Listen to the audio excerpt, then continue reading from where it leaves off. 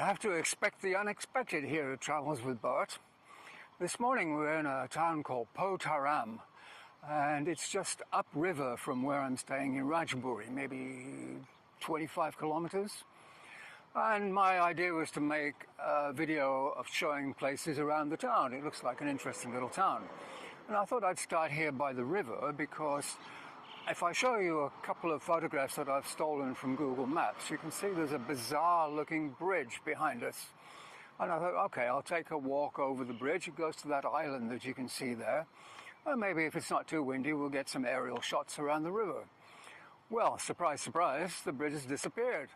There's still some of the boats around, but the bridge is totally gone. Did it get washed away? Was there a flood?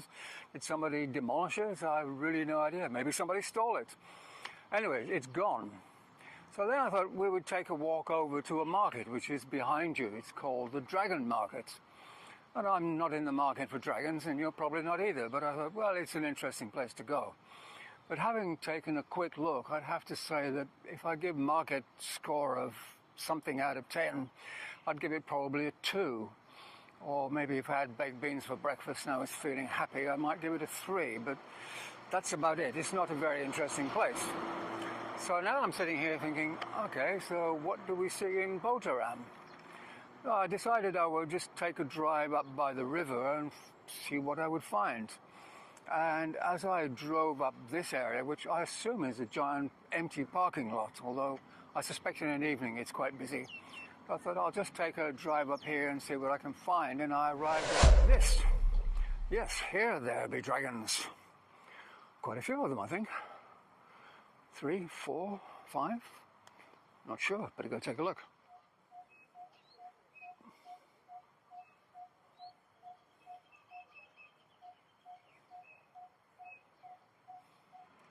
And there's one thing I bet you don't know about dragons. You're not supposed to own one that has 5 toes. In ancient China, throughout several dynasties, or dynasties if you prefer, a 5-toed dragon, would you call them toes? Maybe claws, toes, I think they're toes. 5-toed dragon was reserved for the emperor. He was the only one allowed to have a dragon with 5 toes. Anyone found with a dragon with 5 toes, whether it was a statue like this, or a drawing, or a painting, or whatever it was, they would have their heads chopped off. And of course that doesn't happen today, but it's still considered unlucky to have a dragon with 5 toes. So we've done the dragons, what happens now? I think we'll just drive along the riverside and see what else we can find. So we're only a few kilometers upriver at a place called Wat Khongkharam. And I must apologize, I'm sitting in Bert at the moment because with the super clear skies it's probably about 2,000 degrees outside, and I'm not complaining because we've had very little sunshine over the last couple of months and it's really pleasant, but it's also really hot.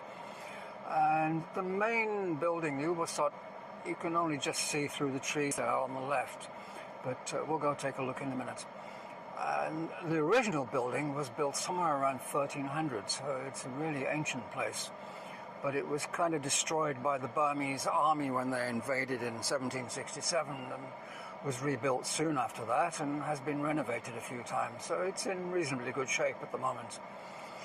We didn't come here to look at the outside. Fortunately, we can go inside and stay out of the sun, because it's very famous for its murals, some of which do apparently date back to around 1300 and some 1500, so they're extremely ancient. And then if I just move the camera around a little bit, you can see over here there's a wooden building. You just see it in the background there, which apparently is a museum, so we'll take a look at that too while we're here.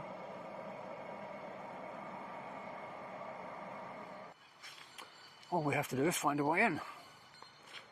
That looks like it's locked. Let's try this way. Aha.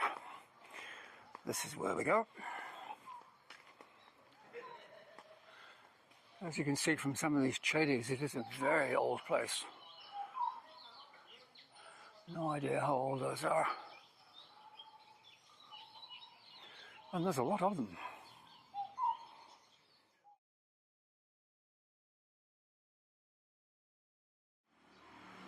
Good. Looks like we can go in here.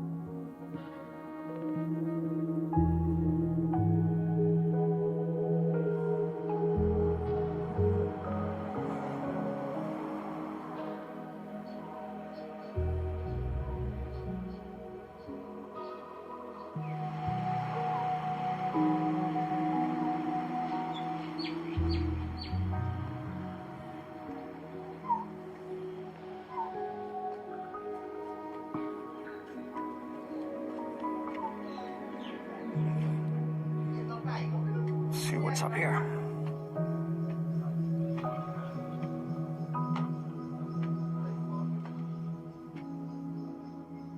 No smoking and taping. Interesting.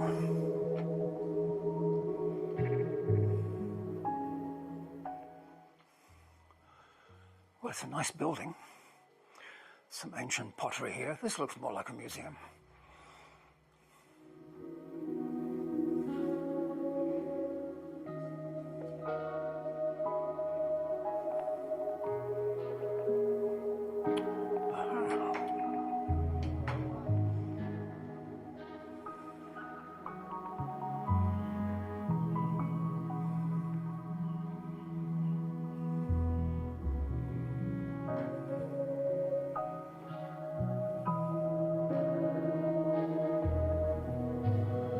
It's all very interesting, but there's almost a complete lack of signs in any language, so not really any idea what I'm looking at. And they have lots of places where you can trip up and fall over.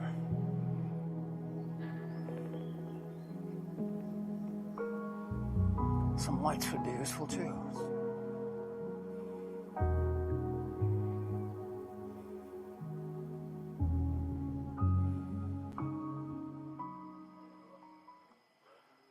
Okay, I think we've seen everything there is to see at Wat Khongkharam. Let's see what else we can find. So now we're at Wat Khanon, just a few kilometers north of Wat Khongkharam, but still in Photharam District. And this is the Ubosot, which actually it looks like it's locked, but that doesn't really matter because we're not here to look at the temple. We're here to look at the Nang Yai exhibit in the museum, and I'll explain that in a moment. But actually I can hear music, so I think there's a demonstration taking place outside, so we should go check that out first. Now, Nang Yai is a form of Nang Talong, which in English usually translated as shadow puppet. And in Malay, Indonesian and Javanese, they're known as Wang Kulit, which means skin puppets. So the ones here are called Nang Yai, not Nang Talong, because Yai means large, and so Nang Yai are a larger type of puppet. So, are you confused yet? Anyway, since we're in Thailand, let's stick with the generic name of Nang Talong. The art is believed to have originated in Photharam Province down south, which explains the Talong part of the name. And Nang means leather, which is what the puppets are made of. Of course, if you're in Malaysia or Indonesia, they'll tell you it was invented there. And actually, there is evidence that it originated in Java in the 9th century. But we don't need to worry about that. Now, the idea is you cut the leather into the desired shape of the puppet, and you punch holes in the leather so some light shines through, and you paint them in bright colors, which can be seen through the translucent screen. And then you attach sticks, which allows you to wave the puppets around behind the screen, and then you have music and commentary, and voila, you have an ancient Thai version of a Punch and Judy show. Now, these puppets come in all shapes and sizes, plus regional variations, so it's a fascinating art form. Ah, here's the live demonstration. Now, what's unusual here is that normally the performance would be behind the screen, and the light shining from behind would project the puppets onto the screen. But of course, that won't work in daylight. But anyways, I'll shut up for a while and let you watch.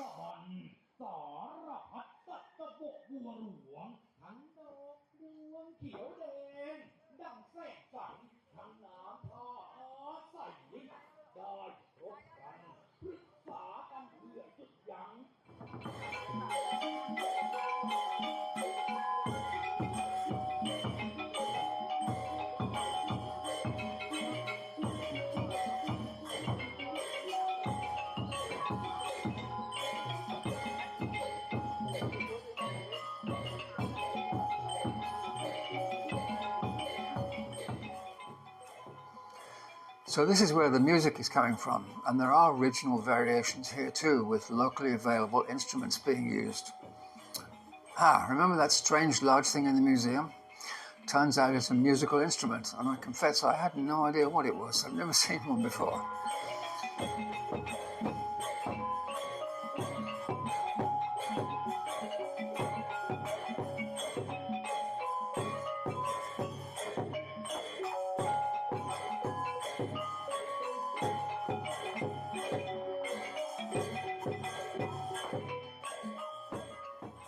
So, I don't think we need to go into the museum now. It's all out here.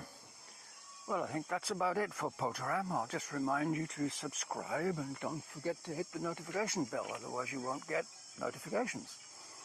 So for now, it's goodbye from Bert and it's goodbye from me. Goodbye.